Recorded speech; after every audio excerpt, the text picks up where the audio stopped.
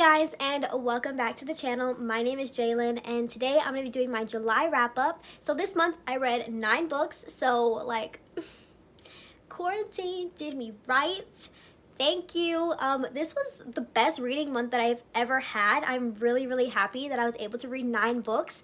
So I'm going to be going in order from my first book to my last book that I read this month and talk about my rating, my thoughts and opinions, and all of that. So I hope you guys enjoy, and let's get in. Let's do it.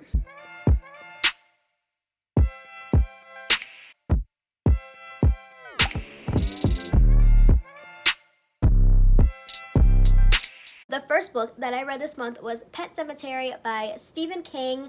I really enjoyed this book. I gave it 4 out of 5 stars. We followed the Creed family as they move to Maine, and they're moving into this big house. The dad has recently got a job at the local university as a physician, and in their backyard is this pet cemetery. And it's exactly what you think. People from the local community and the neighborhood bury their pets in the pet cemetery, but then like right beyond that pet cemetery is this ancient burial ground where when you bury something there, it comes back to life. It's kind of like World War Z meets Chucky. So do with that information what you will.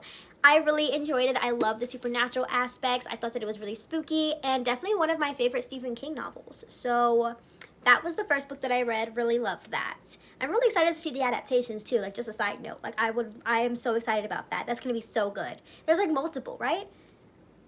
Yeah, there definitely is. There definitely is. All right, the next book that I read this month was this one, My Cousin Rachel by Daphne du Maurier. So I am really upset about this book. I was expecting so much.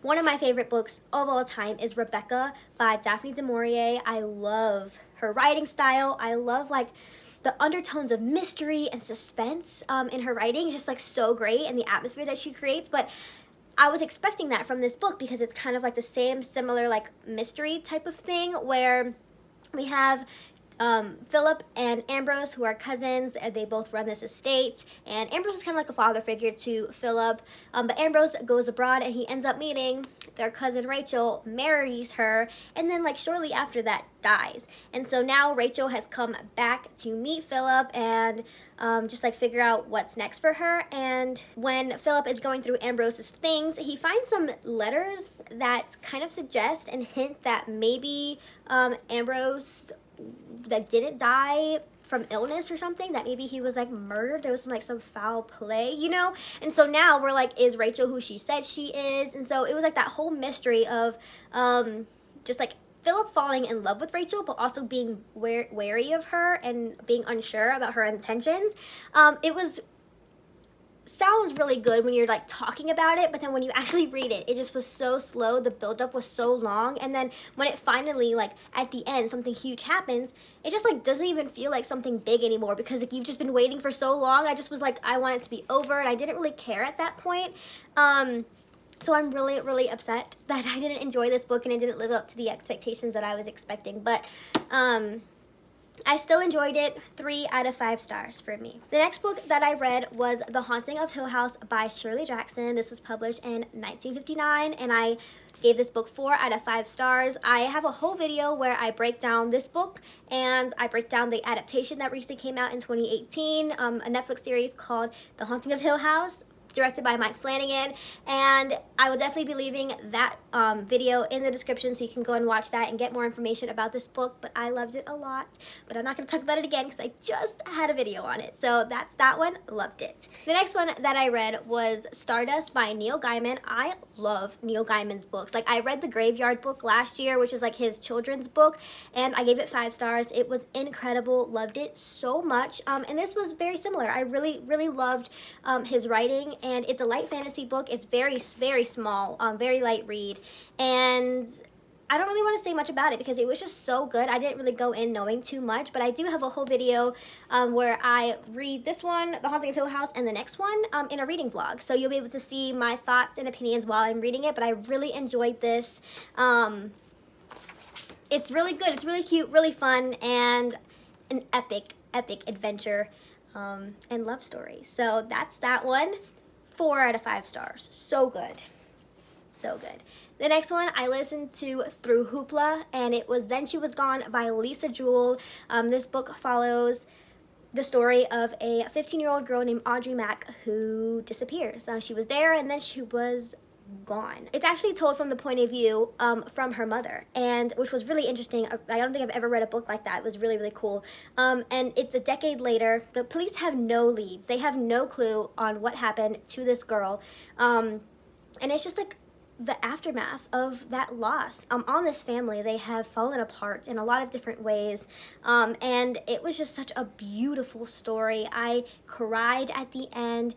You get alternating chapters of past and present where you are with Audrey whenever she disappears, and then you're also with the mother during that time, and then with the mother now. And it was just, I felt like it was just done so good. Like Lisa Jewell really did that, and I was really happy that I read it, and I listened to it at least.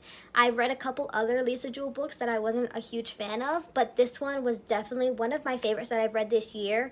So that was that. 4 out of 5 stars for me.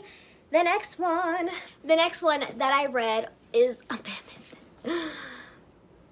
The Goldfinch by Donna Tartt. She's a thick girl. We loved her. I really, really enjoyed the first 2/3 of the story. We follow a 13-year-old named Theo Decker after he gets in trouble at school, and so they have a parent-teacher conference. They are on their way there, but they're early, so him and his mother decide that they're going to go to the museum. And so they go, and there's just a huge explosion. Somebody planted some bombs in the museum, and his mom is killed instantly. And while he is there, sorry, there's something floating around, like a hair or something. And while he's there, he ends up taking the Goldfinch, this painting, and it is his story as he is growing up after this traumatic event. He has PTSD 100%. He is going through a lot of trauma, a lot of guilt and pain, and it's just a beautiful story, heavily character-driven, which I love. I felt like Donna Tartt really did her research in this book. It's evident, and it's just beautifully crafted. However, because it's classic Donna Tartt, it just, for some parts, it did lag. It took a long time, and it just was almost too descriptive at points where I didn't care about the things that she was describing.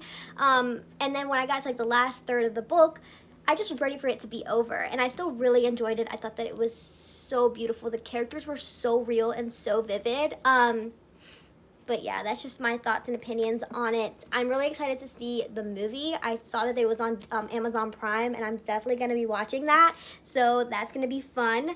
The next one I actually listened to through Libby, and it was Bunny by Mona Awad. And I did not like that book at all, and I feel really bad about that because I've seen a lot of booktubers actually give it really high reviews.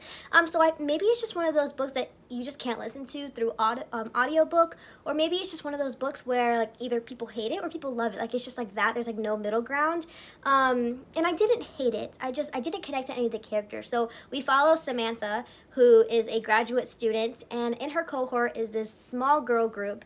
They call themselves the Bunnies, and she ends up getting adopted into the group. It's kind of similar to Mean Girls, and when she starts going to their meetings at this salon, I don't even know how to describe it, but it just was very out there, kind of disturbing at points, and it just wasn't my style and wasn't something that I really wanted to read. So that's just me. I would definitely give it a shot though, because I have heard a lot of people really enjoy it, and I would definitely just see for yourself if that's something you would enjoy. It just personally wasn't my style and wasn't my taste, but maybe I'll try it again in the future sometime. I don't know, but I gave it 2 out of 5 stars. I really didn't enjoy it that much and just didn't connect to the story, the plot, or the characters really. So that's really sad and unfortunate. But the next one that I really liked was Dry by Neal Shusterman and Jarrod Shusterman. It is a YA book, which is one of the things that I didn't like about it, but it follows this couple kids, and they live in California. There's this thing called the tap out going on where there's no water, and the government's not really acknowledging that this is going on, and so we just see desperation and just people like I mean, the beginning, like with the toilet paper during COVID-19, like in the very beginning, that's what this was, except with water, and it's just like, you know, like 10 times worse. So there's no water anywhere. Everyone's kind of going crazy, and it was really scary at points, really scary, really terrifying, just to see like the lengths that people would go, and the things that people will do out of desperation. And I feel like it could have been even more terrifying if it was an adult fiction book, because I do feel like some of the things were glanced over in this book, like because it was young adult, it couldn't really go there, you know what I mean? And the ending did wrap up very nicely, which is another thing that I didn't feel like was realistic. And I feel like it was really only done because it's a YA book and they had to kind of wrap it up in like a nice bow. You know what I mean? So I liked it. I gave it 3 out of 5 stars, but it definitely wasn't my favorite, and I really wish that it was like Neal, Shusterman, and Jarrod to write it as like an adult fiction book. I just felt like it could have been so much more and done something really, really interesting and really fun. But that's just me. And then the last book that I'm really excited about is The Vanishing Half by Bennett. This was my favorite book of the year. Like, so far, fantastic. 5 out of 5 stars. I think everyone needs to read this. This is absolutely necessary for everyone to read. It follows 2 twin sisters, and they're both passing. They end up moving out of their very small town to New Orleans, and one of the sisters, Stella, ends up deciding that she wants to pass as white, just like forever. And so she creates this entire separate life from her sister and from her mother and from her old life, and marries this really wealthy white man and has a family. And then we have the other sister, Desiree, who goes completely the opposite direction. She marries a black man, and they have a child named Jude. Her husband is horrible. He is physically abusing her, and she thinks he's gonna kill her. So she takes her child and moves back to her small town with her mom, and it's just their journeys, their children's journeys.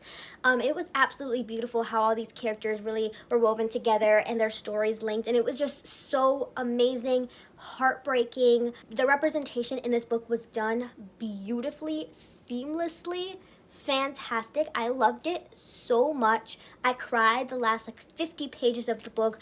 I think everyone needs to read this. If you get nothing else out of this video, you need to go and pick up The Vanishing Half by Bennett. Everyone that I've seen on BookTube has gave it outstanding reviews. So if you just gotta get it. It's so incredible. I loved it so much. So that's all that I have for this video. I hope you guys enjoyed. Let me know in the comments what you guys are reading in July, or what you guys read in July, and what you guys are reading for August. So we all know that Midnight Sun is coming out, so that's going to be really fun and really interesting, just to see this resurgence of Twilight, our generation.